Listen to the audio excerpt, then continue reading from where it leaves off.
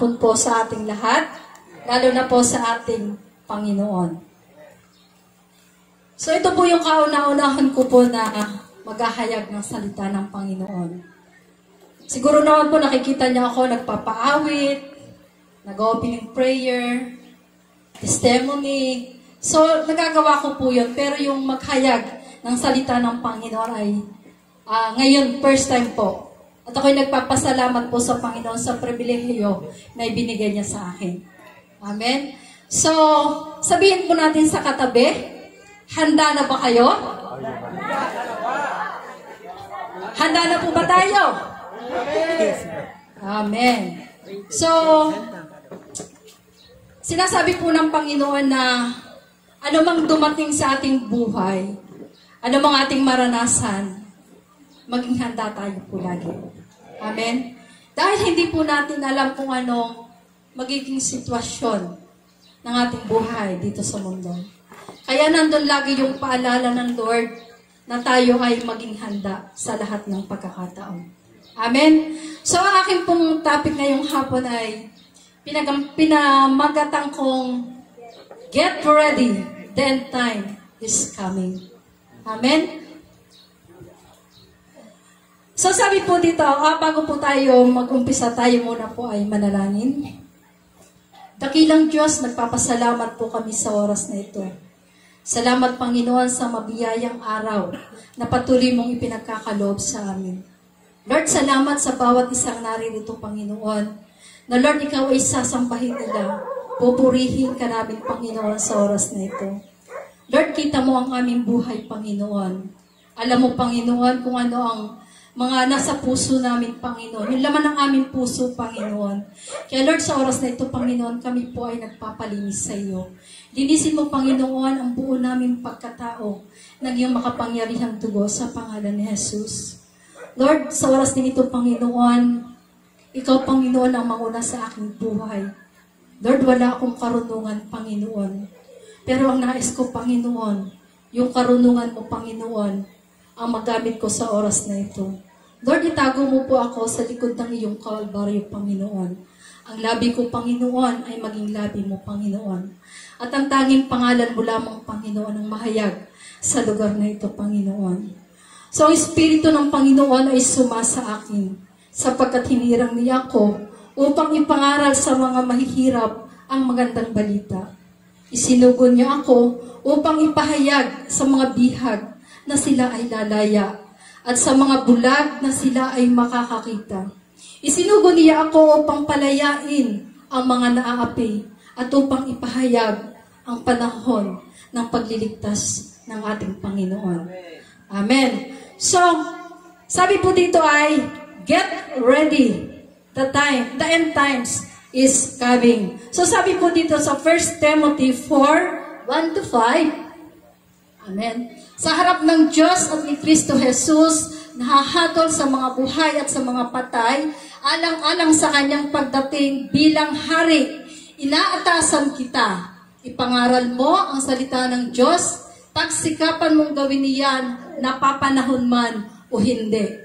Himugin mo at pagsabihan ang mga tao at palakasin ang kanilang loob sa pamamagitan ng matyagang pagtuturo.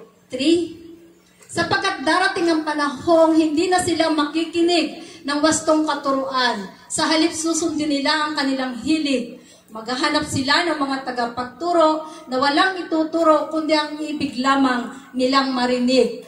4. Hindi na sila makikinig ng katotohanan. Sa halip ay ibabaling ang kanilang pansin sa mga katang-isip. 5. Ngunit ikaw, maging mahinahon ka sa lahat ng oras. Magtiis ka sa panahon ng kahirapan. Gampanan mo ang tungkulin ng isang mangangaral ng magandang balita at tuparin mo ng lubos ang iyong paglilingkod. Amen. So, ang Diyos po magpala ng kanyang salita. So, sinasabi po dito na ito na po talaga yung panahon upang ibahagi natin ang salita ng Panginoon. Dahil palapit na ng palapit ang pagdating ng ating Panginoon. Amen? Hindi natin alam kung kailan, hindi natin alam kung anong oras, kung anong pagkakataon siya darating. So huwag na po tayong magpatumpik-tumpik pa. Hindi, kailangan na po talaga nating abutin yung mga tao na nangangailangan ng salita ng Diyos. Amen? Lahat ng mga tao na naliligaw ng lanas, yung mga taong inaakala natin, uhaw na uhaw sa salita ng Panginoon, abutin natin sila. Siguro naman napaka-selfish naman po natin kung tayo lang ang maliligtas. Amen? So kailangan po nating ihayag ang kabutihan ng Panginoon. Amen? So sabi nga po dito ay,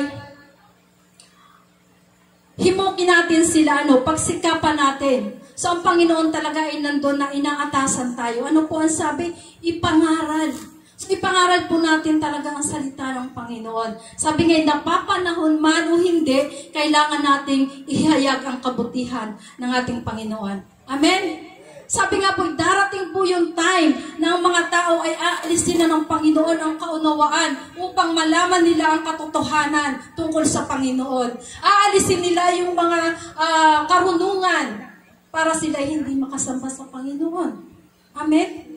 So ito po yung tamang panahon upang tayo ay maghayag ng kanyang salita. Amen?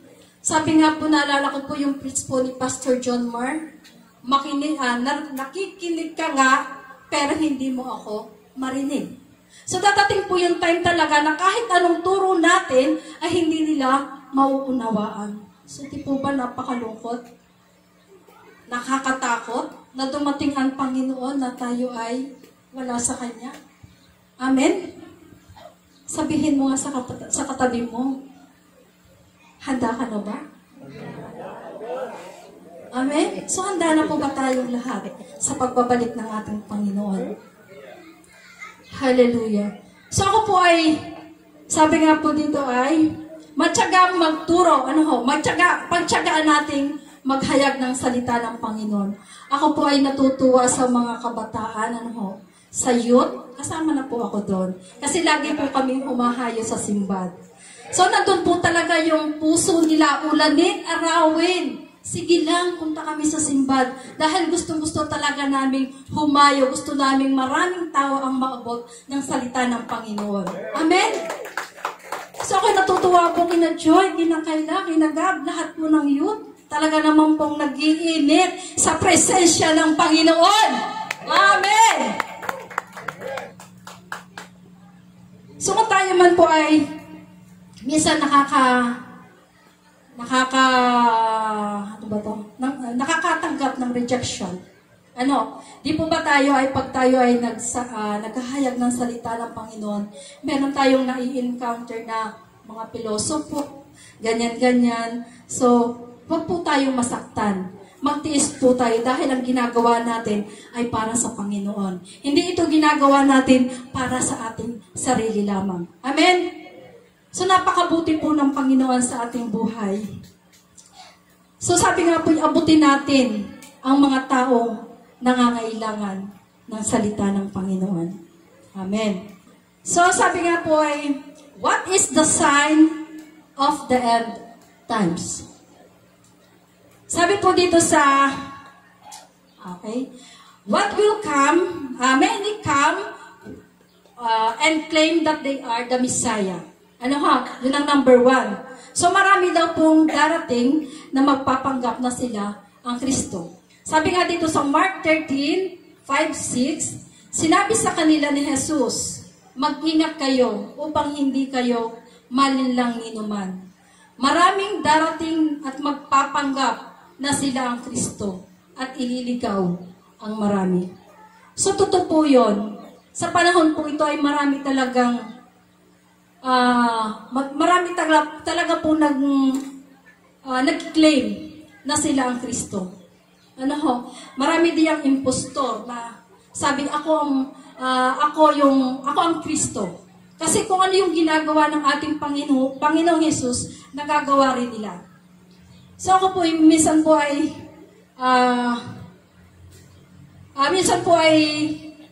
meron po kaming nakasama na nakilalang matanda. Ano ho, ako po sa totoo lang, basta po ako may makitang patambay-tambay, talagang nandun talaga yung puso ko, na gusto ko talaga siyang sharean ng Word of God. So, may isang matanda po kami dati na pumundo sa amin, at nandun sina Joy, talagang gusto talaga siyang sharean at patanggapin sa Panginoon. Pero nandun po yung aking doubt, kasi po, sabi niya sa akin, alam mo ba, Ining, ako ipinadala ng Ama, at ako ay nagpapagaling. So, nandun po yung aking takot na siya ay patanggapin sa Panginoon. Kasi siya daw ay nanggagamot. Ay, siyempre, ay tayo'y baguhan pa lang sa gawain ito. Kaya, ganun pa man, hindi ko man siya napatanggap sa Panginoon, pero nandun pa rin yung puso ko na siya ay nabigyan ko rin siya ng salita ng Panginoon. Tinanong ko siya, sabi ko, tatay, ilan na po ba kayong taon? Sabi niya, ay ako ay mahigit ng 80. Sabi niya gano'n sa akin. Sabi ko, alam mo tatay, sa edad mong niya, napakabuti ng Panginoon sa iyong buhay. Dahil ikaw ay 80 taon na, ay ang lakas-lakas mo pa. Ganon ka talaga kamahal ng Panginoon. So sa pamamagitan po nun, alam ko na nasharean ko siya ng salita ng Panginoon. At hindi ko naman namin siya napatanggap, na doon po yung aking puso na talagang siya ay binigyan ko ng salita ng Panginoon. Na siguro naman ito ay malilimi-limi niya sa kanyang sarili. Ano? So, yun po. So, sabi nga po ay, totoo pong marami pong nagpapanggap na siya ang Kristo. Ano ho? Siguro naman po ay sa panahong ito ay alam na po nating lahat na panahon na naman ng mga politiko. Ano ho? So, marami diyang magaganda kung magsalita. Ano ho? Siyempre, para makuha yung attention mo. Di po ba? Nandun yung magpapatawag na meeting. Siyempre, alam mo na, pagka tinawag ang meeting, pera-pera lang yan, minsan. So, kung maging matalino lamang po tayo sa pagpili, nandun yung binigay sa atin ng Lord na karunungan para tayo ay makapamili kung sino talaga yun dapat. Sabi nga sa mga politiko, tanggapin mo ang pera, ilagay mo sa bulsa, at iboto mo kung sino ang laman ng puso mo. Nagets nyo? Kaya kung may pera dyan sige, tanggapin mo, pero maging wais tayo, piliin natin kung sino talaga yung ating iboboto. Amen? Ganon din sa Lord. Kung meron dyan nagpapahaging, huwag mo silang pansinin. Kay Lord ka lang titingin. Amen? Hallelujah! Tawa ang aking boyfriend. Praise God. Second, wars. Hallelujah. Sabi po dito ay, sa Mark 13:7, huwag kayong mababagabag kung makakabalita kayo ng mga digmaan. Dapat mangyari ang mga ito, ngunit hindi pa ito ang wakas, sapagkat maglalaban-laban ang mga bansa at ang mga kaharian. Amen? So, huwag daw po tayong mababagabag o matatakot. Dumating man ang mga ganitong sitwasyon. Kaya nga po tayo, ang sabi, pinaghahanda tayo ng Panginoon. May chance pa tayo. Maghanda tayo. Talagang tayo maglingkod sa Panginoon. Dumating man ang ganitong klaseng sitwasyon, hindi tayo matatakot. Amen. Huwag tayong matakot. Huwag tayong mabagabag. Dahil hindi pa itong wakas. Ito pa lamang po yung simula.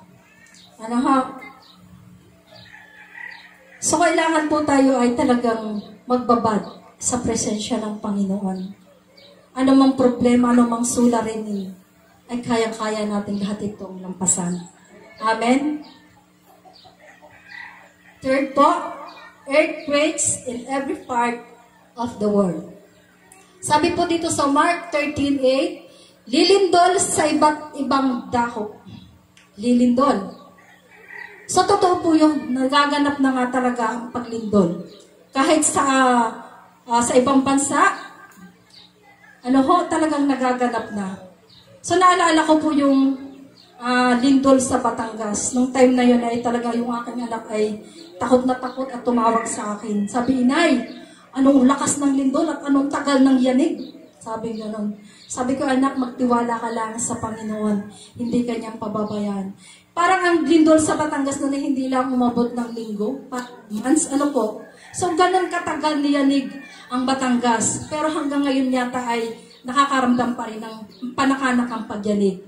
Ako ngayon natutuwa sa Lord nung lumindil dito, nung si birthday yata yun ni Gab. Aba, ay pagdating ko dito yung mga nagtsaka-chap-chap ng mga sibuyas, sabi, lindol. Sabi ko, lumindol baga? Bakit hindi ko yun nalaman? Sa totoo lang po, hindi ko po alam yung lindol na yun. Kaya salamat sa Panginoon, hindi ako nalindol. Pero marami po sabi, intensity for 5 point. Ang sentro na ay Abra. Hindi ko po talaga naramdaman yun. Ay talaga naman. So, i-shake man tayo ng panahon. Huwag tayong bibitiw. Talagang sa Diyos lamang tayo kumapit. Tinetest lang niya tayo kung gaano yung faith na meron ka ngayon. Amen? So, i-shake man tayo ng panahon, huwag tayong matakot. Shake lang yan. Shake lang yan. Tinetest ka lang. Ano? Amen. Amen. Ako, inaalala ko rin yung sabi ni Kayla dati, kahit daw po yung ating kinakapitan ay paputol na, gapok na wag kang bibitiw. Amen? Dahil ang Lord ay nandyan, hindi ka naman niya bibitawan di ka? Amen. Talagang kahit gapok na, kapit pa rin. Ang Lord naman nandyan, handa kang saluhin. Di ka? Sasaluhin ka ng Lord. Kasi yung faith mo, sabi nga kung saan ka mahina, doon ka pinalalakas ng Diyos. Amen? Hallelujah. At magkakaroon ng taggutom. Ang mga ito'y pasimula pa lamang na tulad ng nararanasan ng isang manganganak. Amen? So, syempre po, pagka naman tayo manganganak, sabi ng matatanda, pagka ikay manganganak, ang isang paa mo'y nasa hukay. Yung parang gano'n, hindi ko alam po yung kasabihan yun Parang isang paa mo daw ay nasa hukay. So, gano'n po kasakit. Lalo na nga po sa panahong ito na talagang marami yung nakakaranas ng gutom dahil sa ating panahon. Yung panahon na ito na dulot ng pandemya. Marami ang hindi makapagtrabaho, hindi makalabas kasi natatakot, baka magka-COVID, ay sipon-sipon lang naman at ubo-ubo Pag nagpa-check up kay COVID na agad, ay ina ko naman. Ay di huwag na magpa-check up, para wala COVID. Amen? So, yung iba po talaga ay nagugutom kasi nga wala pong hanap buhay. Amen? Yung iba nga po ay natututong gumawa ng hindi maganda. Natututong magnakaw kasi kumakalam na yun si mura Kumakalam na yun tiyan. Abay, paano nga naman kung gutom na. Di syempre, makakaisip ka ng hindi maganda. So, pero tayo dito, tayong mga anak ng Diyos, ay hindi tayo ginugutom. Amen? Napakapalad po natin. Dahil sa biyaya ng Diyos, ang biyaya sa atin ay lubos-lubos. Hindi tayo pinagkukulang, tuloy-tuloy na pagpapala ang ibinibigay ng Diyos sa mga anak niya. Amen! Hallelujah! Napakabuti talaga ng Panginoon. Next is number 5. People mindset into earn money become successful and very rich. Sabi po dito sa Lucas 12:16 to 21, pagkatapos isinalaysay ni Jesus ang isang talinhaga, isang mayaman ang umani ng sagana sa kanyang bukirin. Kaya't nasabi niya sa sarili, ano ang gagawin ko ngayon? Baka wala akong mapaglagyan ng mga ani. Alam ko na, ipigigiba ko ang aking mga kamalig at magtatayo ako ng mas malalaki. Doon ko ilalagay ang aking mga ani at ibang ari-arian. Pagkatapos sasabihin ko sa aking sarili, Marami ka nang naipon para sa mahabang panahon. Kaya magpahinga ka na lamang. Kumain, uminom, at magpakasaya. Ngunit, anong sabi ng Panginoon? Hangal! Sa gabi rin ito'y babawian kita ng buhay.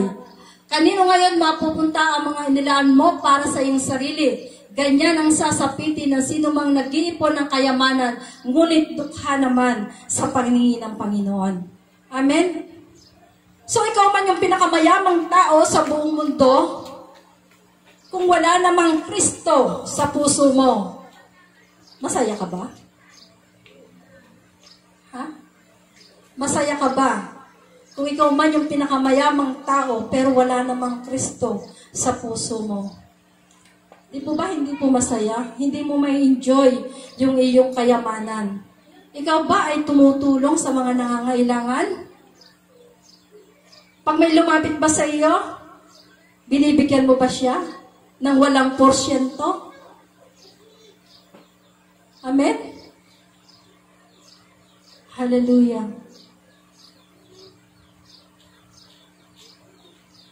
Kung ikaw man ang pinakamayamang sa buong mundo, wala namang Kristo sa puso mo, o mabili mo man lahat ng gusto mo, kung meron ka namang nayayapakang tao, masasyahan ba sa iyo si Kristo? Di po ba hindi? Abay, nagpapayaman ka lang ay para sa sarili mo lang. Ay, meron kang kapatid na lumapit, ay ako naman ay pautang. Ay, hindi ka naman magpautang. Ang sabi mo, oo, pautangin kita, 10% ang percent. Aba nako, 10% ang porsyento. Ay, hindi mo siya natulungan, hindi mo siya tinulungan, pinatay mo siya. Amen? Hindi ka nakatulong nun. 10%. Hi. So, kailangan po natin talaga, kung tayo ay may kakayanan tumulong, mayaman ka man o hindi, tumulong tayo sa abot ng ating makakaya. At huwag tayo maghihintay ng ano pa mang kapalit. Amen? Hallelujah. Thank you, Jesus. Next. What must I do to be ready in coming Jesus Christ? So, ano po ating gagawin? First, be spiritual needed, not worldly needed. Sabi dito sa 1 Corinthians 2:15, nauunawaan ng taong nagtataglay ng Espiritu ang kahalagahan ng lahat ng bagay, ngunit hindi siya nauunawaan ng taong nagtataglay ng Espiritu. Amen? So tayo pong mga tao, hindi po tayo pwedeng mabuhay ng para sa sarili lamang natin. Ano ho? Sabi nga po dun sa isang quote, no man is an island. Amen? So halimbawa po, ano ho? Meron pong isang tayong kaibigan o kumare, lumapit sa iyo.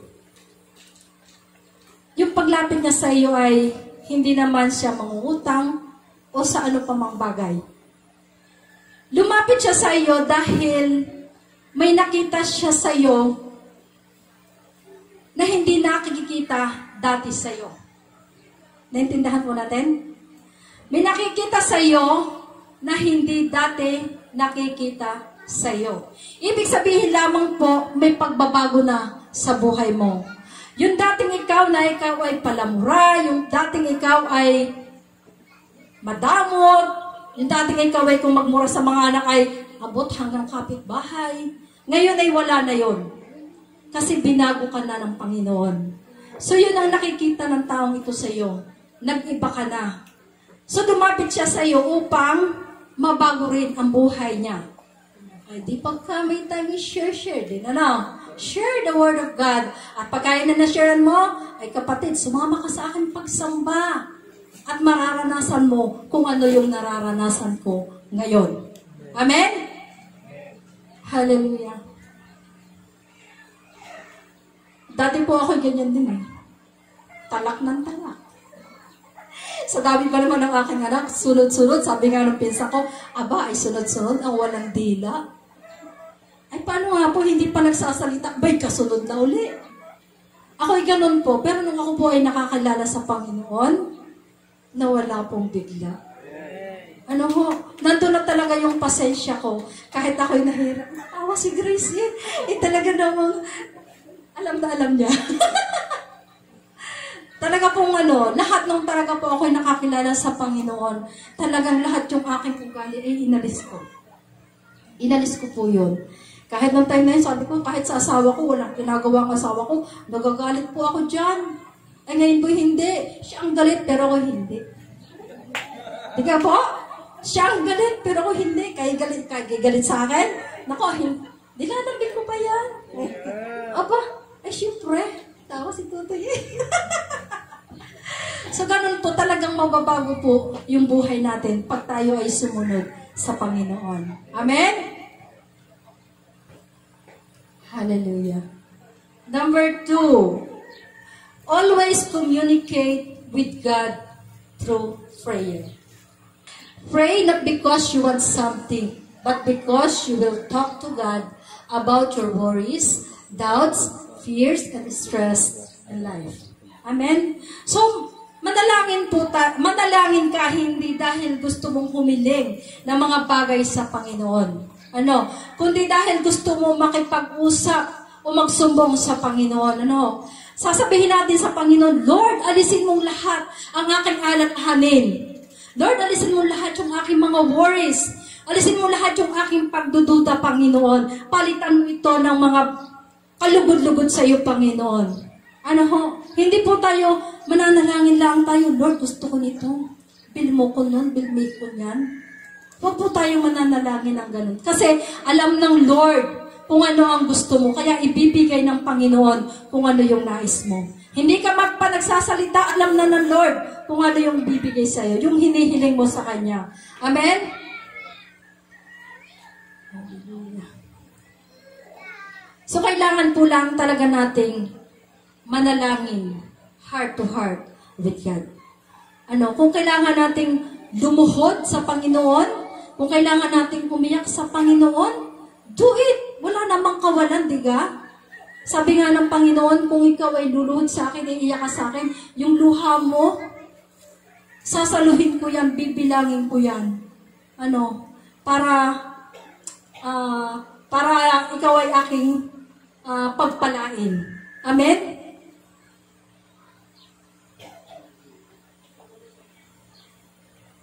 So, talaga pong kailangan po tayong manalangin, sincere sa Panginoon. Kagaya ng mga boys dyan. Kailangan po tayo ay maging sincere sa panliligaw. At pag hindi tayo naging seryoso, hindi natin makakamit ang kanyang oo. Amen? So sa Panginoon, maging sincere din tayo sa Kanya, sa pananalangin sa Kanya. Sabi nga dito ay, never underestimate the power of prayers. One small prayer can change your life. Amen? So, wag po nating maliitin ang kapangyarihan ng panalangin. Dahil kahit sa maiksing panalangin, kaya nating magbago ng isang buhay. Amen? Number 3. Be filled with the Word of God. Sabi dito ay, fill your mind with God's Word and you will have no room for Satan's lies. So, punan po natin ang salita ang ating isipan na sa gayon, walang lugar ang kasinungalingan ni Satanas sa ating buhay. Amen? Huwag natin bigyan ng pagkakataon si Satanas na magmaniobra ng ating buhay. So, minsan po talaga tayo ay nadadala ng kaaway. Minsan yan, pag-araw ng linggo, planadong-planado, sisimba ako. Pero minsan, tinatamad ako. Kaya hindi tayo makasimba. Marami tayong ginagawa ay maglalaba ako, may pupuntahan ako, kaya hindi tayo makapagsimba. Amen? So, na talagang kailangan po nating ilaan ang ating oras para sa Panginoon. At nang hindi tayo para hindi magtagumpay ang kaaway sa ating buhay. Sabi nga po dito kung paano tayo makakalibre kay Satanas, meditate the Word of God day and night. Ano po? Limi-limihin po natin ang salita ng Panginoon araw at gabi. Ako nga po yung natutuwa sa aking sarili. Sabi ko, Lord, salamat ngayong taong ito. Ang goal ko, matapos ko ang Bible, Genesis to Revelation. Hallelujah. Purihin ang Panginoon. Ako po yung nasa Chronicles na. Nasa Chronicle. Nandun na po ako. Kaya sabi ko, Lord, salamat at yun ang design ng puso ko. Alam ko na may gagawin ng Diyos sa buhay ko. Amen? So, number 4. Having peace of mind in every situation of life. Sabi sa 2 Thessalonica 3:16, ang Panginoon na pinagmula ng kapayapaan ang siya namang nagkaloob sa iyo ng kapayapaan sa lahat ng paraan at pagkakataon. Naway sumaating lahat ang Panginoon. So sa lahat po ng sitwasyon ng ating buhay, kailangan po talaga natin na tayo ay may kapayapaan. Amen? Siyempre, kung tayo ay may kapayapaan, wala tayong alalahanin, makakatulog tayo ng maayos, kahit yung ating problema, huwag mo nang problemahin, bahala yung problema, mamroblema sa atin. Amen? So, tayo pong lahat ay hindi magkakasakit kung tayo ay walang iniisip, ano? May kapayapaan kasi tayo kaya hindi tayo magkakasakit. So, nandun talaga yung ating peace sa ating buhay. Hanga din po lagi natin sa ating buhay na tayo ay laging may kapayapaan. Ano ho? So, sa lahat ng sitwasyon ng ating buhay ay nandoon talaga na gawin nating relax ang ating buhay. Sabi nga ay pag tayo ay walang problema, masarap ang buhay, nakakakain, di ba ayahay ang buhay? Amen? Ayahay ang buhay, ay walang problema sabi, wag po tayong mag-alala, payapa, wala tayong alalahanin. Bukas, wag tayong mag-alala, hindi tayo magsasayang sa atin. Bakit? Hindi natin naalalahanin ang ulam, ang kanin. Dahil bukas ay, dito tayo kakain. Amen? Kaya wala tayong pwedeng alalahanin. Sabi nga, huwag mong alalahanin ang bukas. Ang alalahanin mo yung ngayon. Bukas, sigurado, busog tayo. Amen? Happy anniversary. Amen. 5. Trust Him all the time because God knows every details of your life. O sabi po sa Kawikaan 69, ang tao ang nagbabalak, ngunit si Yahweh ang nagpapatupad. Amen? So, ang lahat po ay tayo ang nagplaplano. Marami tayong iniisip kung ano ang gusto natin sa buhay. Ano ho? So, sige lang. Libre naman po ang mag-isip. Libre ang mangarap. Mangarap tayo na tayo ay magkaroon ng sasakyan. Wants us to do. Ano ho? Preach the word in season and out of season. So, kailangan po talaga nating ihayag ang salita ng Panginoon sa bawat pagkakataon. Ano ho? Ang number 2, convince them to return back unto Him. So, kumbinsihin po natin yung ating mga kapatiran na ngayon ay wala dito. Kumbinsihin natin silang magbalik sa Panginoon. Dahil, alam po ba natin na mas malaki ang kaparusahan ng mga taong nakakilala na sa Panginoon, ngunit sila ay tumalikod, kaysa dun sa mga hindi pa nakakakilala sa Panginoon. Amen? So, ito po yung panahon talaga na kailangan po talaga natin ihayag ang salita ng Panginoon. Amen? Tayo pong lahat ay tumayo. Hallelujah, Jesus. Hallelujah. Lord, salamat, Panginoon. Dahil wala kaming ibang nais, Panginoon, kundi ang maging handa kami, Panginoon, sa iyong pagbabalik. Hallelujah, Lord Jesus.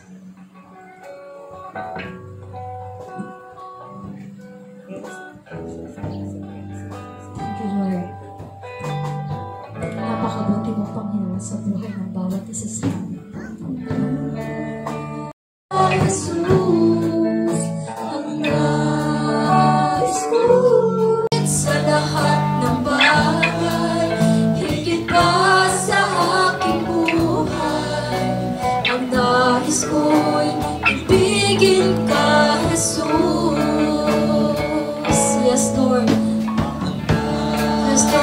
kami ibang nais, Panginoon, kundi ang sampahin ka, Panginoon.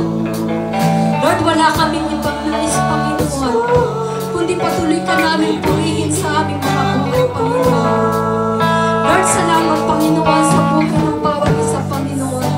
Na Lord, nagdanais sila, Panginoon, Lord, na makakita ng liwanag, Panginoon.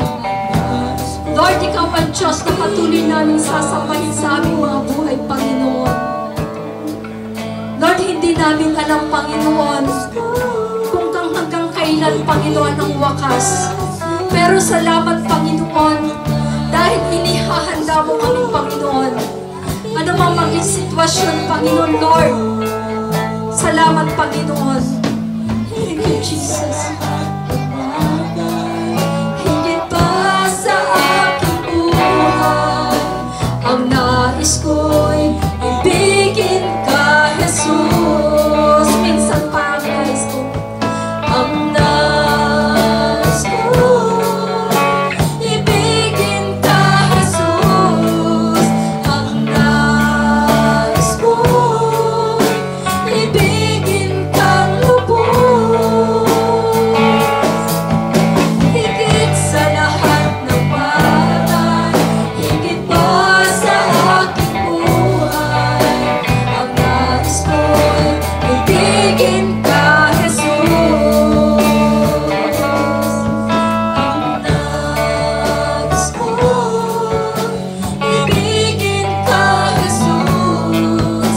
Ang nais ko'y ibigin kang lubos sa pagyupas, sa bundok at sa problema, sa galang at sa pag-asa. Ang nais ko'y ibigin ka, Jesus. Sa paglan sa problema, sa taglong at sa problema, sa galang at sa pag-asa. Ang nais ko'y ibigin ka, Jesus. Ang nais ko'y ibigin ka, Jesus.